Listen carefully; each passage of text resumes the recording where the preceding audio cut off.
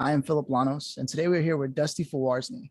Now, Dusty was born and raised in the Show Me State, aka Missouri, in a small country town named Winfield, and she earned her bachelor's in sculpture from Truman State University and made her way to the Windy City. She started out sculpting and working in management and consulting spaces, and after half a decade of independent contracting, it was time to co-found Ink Factory with Lindsay and Ryan. Dusty uses her people skills, big picture mindset, and entrepreneurial spirit to connect the dots at Ink Factory. And she has the uncanny ability to see a small needle in a large haystack and is always generating ideas and loves to foster new partnerships. Now, in her other life, Dusty is a professional sculptor, complete with a welding studio. She sits on the advisory board of the Chicago Sculpture International, a large local nonprofit, and enjoys networking. And you can view her steel sculptures in public spaces around Chicago, or you can go to dustyfolwarczny.com. Her favorite extracurriculars include grocery shopping, starting a community garden, hosting supper clubs, sailing, scavenging, and working on her new old home. Dusty, how are you doing today? I am doing great. Thank you so much, Phillip, for having me. It's always really cool to see who finds Ink Factory and wants to talk about it. Yeah, no, it's really cool that you have a very creative background with sculpting, and like it's like real creative, like, you know, we're talking Leonardo da Vinci days, right? And then you started a business out of it and get involved with local nonprofits. So where does the business bent come from? Do you have a background, like, is your family entrepreneurial? Well, that's a great question. And yes, my father owns a pipe and steel company, which also influenced me wanting to go into welding and sculpture because it worked its way into my aesthetic. So yeah, growing up, I saw him running his business. My mom was mostly a stay-at-home mom, but she also started an embroidery company when I got into high school, and always just had a spirit of a can-do attitude at the house, you know, like we'll figure it out, or we'll make this happen. And I definitely saw entrepreneurial spirit before I even knew what that word was.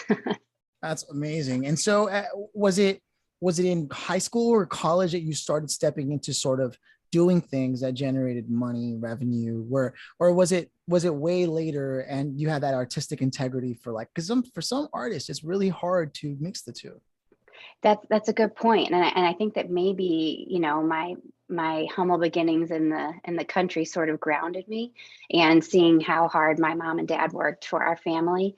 But I remember my first job was actually painting my dad's fence at his steel yard. And I'm pretty sure that I asked for that job because I was just like, well, I should earn my keep, and just started off that way. So you've always just had this work ethic. And yeah, I've always had so many odd jobs. I mean, a lot of different jobs. Got it. So Ink Factory is born after you've launched your whole career and you had this whole other life.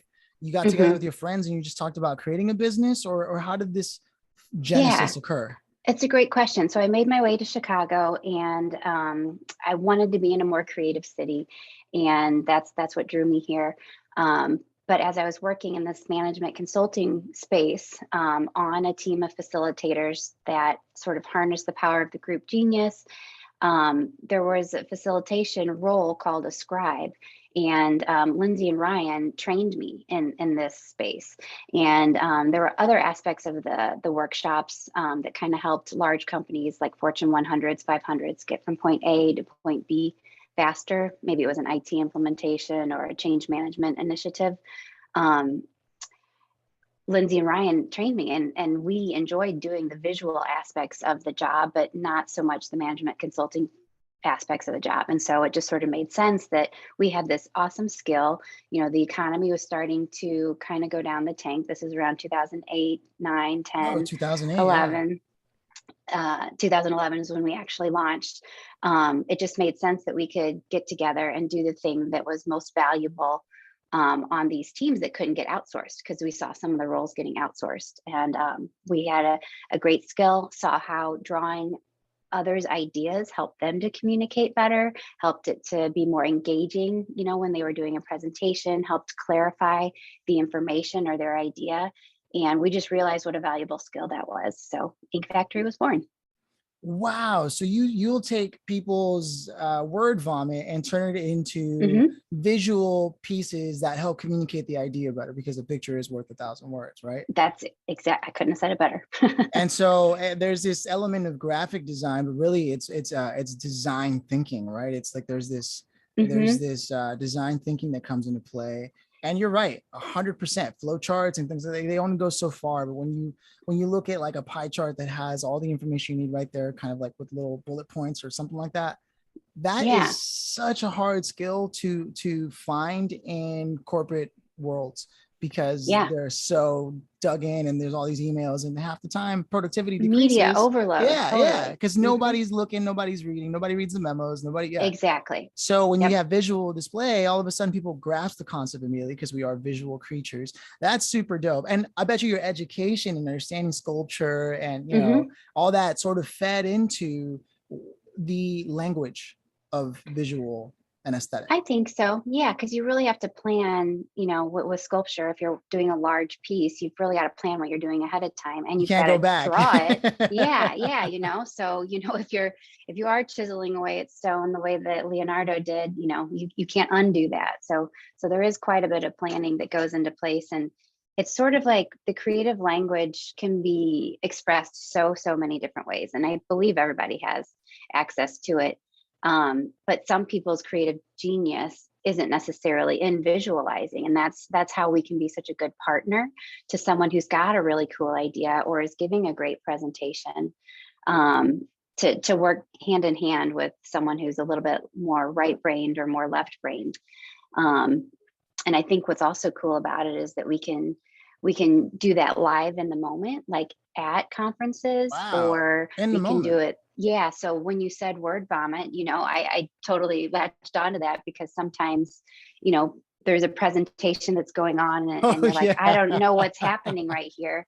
And I mean, we get to work with excellent speakers, don't get me wrong, but I'm not a public speaker myself. I'm a public drawer. So give me a break there. But we can kind of take that word vomit and then pull out the key bits of information. So everybody in the audience has the gift of not having to take notes, and they can see those ideas come to life. Yeah. Because there's a difference between a public speaker and somebody who could design great presentations for the public speech. That's right? true too. Yeah, absolutely. There was some Harvard course that I saw online that sort of broke that down. So it's really cool to see you bring that in. And you can create giveaways or takeaways, little pamphlets at events like that. So let me ask you this: who is the most ideal client or types of clients that you can expect, because they might be listening right now, who would be in tune with Ink Factory? We are very fortunate to work across all sectors of business, from local small nonprofits to, Fortune 100s, like, the Googles and the Amazons and AWS and all of that. And we really find that it's not necessarily what industry that people work in, but more the trust that they have that we are a partner with them, to be able to create something awesome for them. Because, it's their content, but we're just making it shine in our visual language. So we're really translating whatever their content is, either in real time, or we also do create videos and illustrations where we co-create those. Yeah. Explainer videos has to be your jam. Exactly. Yeah, we totally do those. We don't do the whiteboard style of them. We kind of mixed up with our own style and pushed that genre a little bit.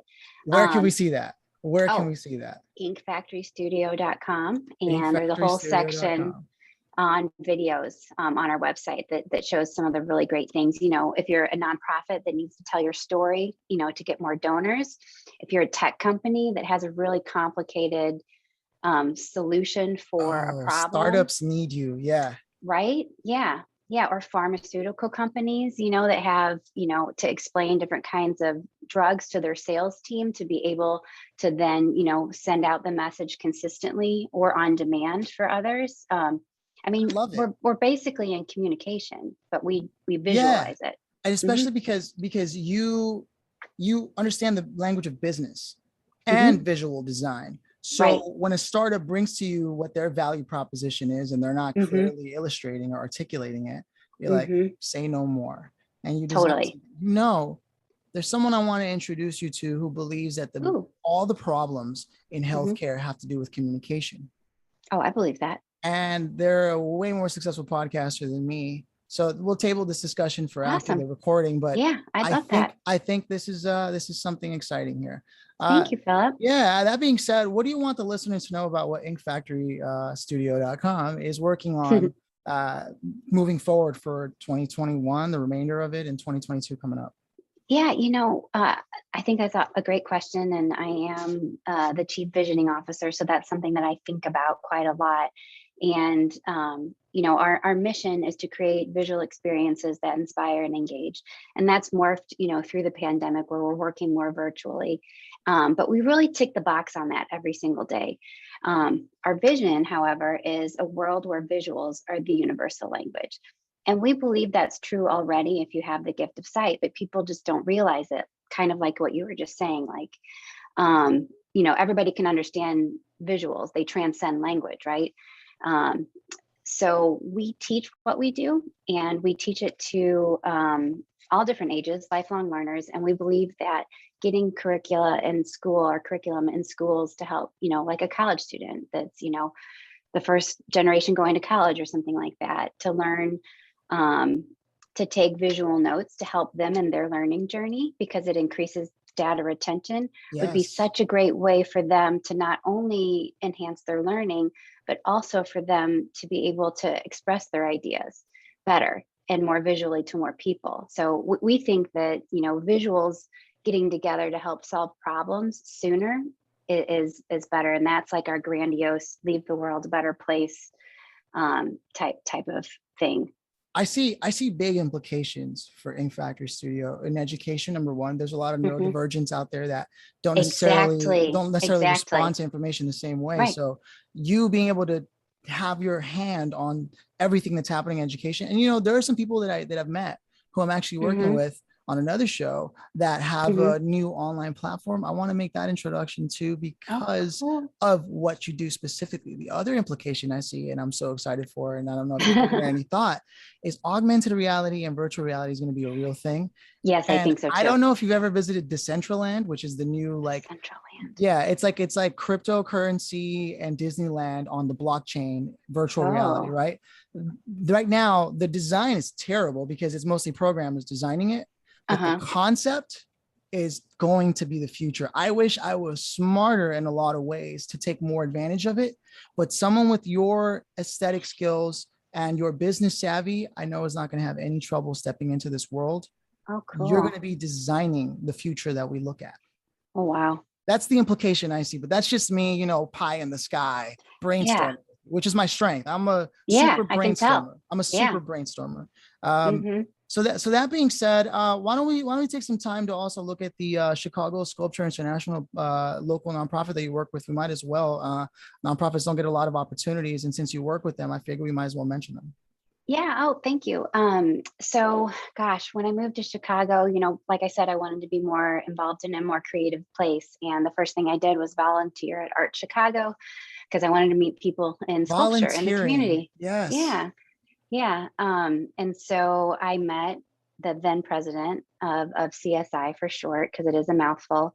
And it was great talking to him. And he's like, oh, why don't you come to our meeting? And so I came to the meeting, and then, fast forward a couple of years later, I was sitting on the board and, went through all the different positions and ended up president. Wow. I've since stepped down, but I just think that art has such a beautiful way to help the neurodivergent learners that you talked about, but also just everybody to access their emotions in a different way, to see the world in a different way, to see other people's point of view in a different way. And I really believe in the power of public art to help shape communities as well. 100%. That's why New York is so awesome, or just like Chicago, where they have all those sculptures. It just the big Picasso impact. They say, and I forget where I read this because I read way too much, but they say that the ancient Egyptians used to meditate with 3D orbs or, pyramids or other shapes like that in order to remind themselves of the perfection that is capable and possible through the power of intention. So cool. That's a little meta, but I'm there.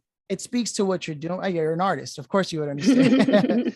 So that being said, I want to give the opportunity here to have you let people know, not just the website, which is inkfactorystudio.com, but also you have social media handles, I imagine. Yes, of course we do. We're definitely on Twitter and we're on Instagram. Our most active channel, depending Yes, on that's the who most important you one. are, I'd say Twitter. I mean, Twitter. excuse me. I'm so sorry. I'd say Instagram, which is makes the sense because you're a visual yes, platform. Yeah. because it's so visual. Yeah, we a lot of our So things like ink. I think I have it here. So it's Ink Factory Studio on Instagram. Yes. Okay, Yes, cool. it is. Yeah, and the worst thing that'll happen is you'll find a tattoo parlor if you don't find us, because there's a So couple ink factories out there. I have a question that I think I would be remiss if I didn't ask. Mhm. And that is because you do have the business savvy, but also the design savvy. Mhm. Do your partners, Lindsay and Ryan, also have that? Or are you Yeah. the business aspect of it? Oh no, All three of we you. we both have complementary skills. So, Got it. like my first day walking into that management consulting workshop, Lindsay trained me, and I remember Wow. her showing me the ropes and teaching me things, and I was just like, oh gosh, I got a lot to learn. And then likewise, the next event that I worked, I think Ryan was on that event, and I was just like, oh gosh, all these people are so talented and great personalities and complementary strengths too. We all have different risk Yes. aversion. We Oh all yeah. have, Lindsay hones in more on financial aspects. Ryan hones in on the marketing and the brand and early on. And I'm the people person. So we have Got these it. complementary strengths that, I'm the same way. mhm. I need a finance and a marketing person in my life. Yeah, well, we've grown into that. We never would have known to say that 10 years ago, but Got it. but through the years, that's where we've ended up based off of strengths. If you could leave behind a word of advice for anyone who's creative, that's thinking about going into business, or who happens to have a hard time adopting a business posture, Hmm. what would you say to help ease that journey? You know, I think as long as you have a problem, as long as you solve a problem for someone, it's going to be easy to find, and connect to the people that need their problem solved, right? So make sure that your service or your product solves a problem for someone, and then be able to very concretely say what it is. And I say that, we're on a podcast and I'm talking about visuals, which is hard to explain, but sort of being able to get your messaging down, I think, is really important. And It's since the I am a basics. Yeah. yeah, since I am a woo and a people person, definitely, follow up with everybody that you meet Follow and up. see, yeah, seriously though, and see Creatives if do not they have follow up. yeah, yeah. And, it's okay if you maybe need to procrastinate like that creative part of you on certain things, but on certain other things you can't. And I think follow up is one of those. So it's kind of like you need to be a type A creative, I think. Mm. And if you're not, then you need to get someone to help you. And that's where So partnering and things like that makes partnering sense. really, really helps. And I think that, going into business with two other people, for some people would be a nightmare. But for us, it's worked out because we can all bring our strengths to the table. And if someone isn't feeling it one day, the other person could kind of swoop in and help. And all of our employees, we've grown to 13 different individuals that help us. That's And amazing. and that's huge for us. Yeah, you're We just officially an agency. Yeah. I don't know when you grow out of startup, but we did just turn 10 on Friday, so Yeah, we're pretty 13 to proud. 15 is really where you start to like you have an agency for sure. Oh, You can have it cool! with less if you have a I bunch of learned people. something today, Yeah, Phillip. no, it's definitely at that level. So my question to you now as we close things out, because we've already stated, Ink Factory Studio is the handle on Instagram, right? Hmm. inkfactorystudio.com is the Hmm. website. And we've identified that you have big plans for stepping into, being able to create more things in that direction. So I wonder, with the Hmm. journey of the fact that you grew up, watching your father and the piping factory and having the welding, right? Hmm. And inspiring that, and then moving to a new city that was more creative, and then finding Hmm. out there was all these business opportunities and partnering with people. We explore this whole journey. Hmm. Who would you have loved to have invited, dead or alive, to Hmm. sit here and like experience this with us? Oh man, that is such a hard question. And I'm notoriously bad at favorites or kind of like superlative type questions. Making a clear decision on this one yeah, thing. yeah. It's a big commitment. It is a big commitment. It is a big commitment. But I think who I would love to sit at the table with, I don't even know their name, but it would be the person who drew on the caves in Lascaux, France. So, you know, the cave paintings way back in the day. Like original cave paintings? Original cave paintings, because that was the beginning of visual language. Yeah. And we talk about that all the time. That's a new answer. Yeah. Yeah. So whoever that was, whoever those folks were, you know, sitting around the campfire that wanted to warn somebody that the bear was coming, or, you know, just talk about their day because they needed to get it out someplace, and maybe somebody wasn't listening to them because they didn't know how to communicate. That's who I'd want it to be. That's a great answer. When I first heard about that, I was taking a branding like 101 course, and the first thing they said was, you know, communication has only existed, but it's for so long, and this is the original paintings, and that was the original branding. And I was like, what? That's a really cool answer, as I'd expect from an artist / business entrepreneur. Dusty, it really has been a pleasure getting to speak to someone creative. It really makes time fly, actually, when you're having a conversation. And I think it's because we have that similar people bent. One idea leads to another. Definitely would need some more grounding on a conversation like this. Totally. But that being said, I do want to invite people again to make sure to go to Ink Factory Studio. And if you are a startup who's having a hard time communicating your MVP, you know where you need to go. You need to get in touch. If you're a voiceover artist, maybe speak with Dusty and her team, because they probably have video projects. So who knows? At this point, I'm putting words out there. Are you guys hiring? Is there anything else you want people to know before we close this out?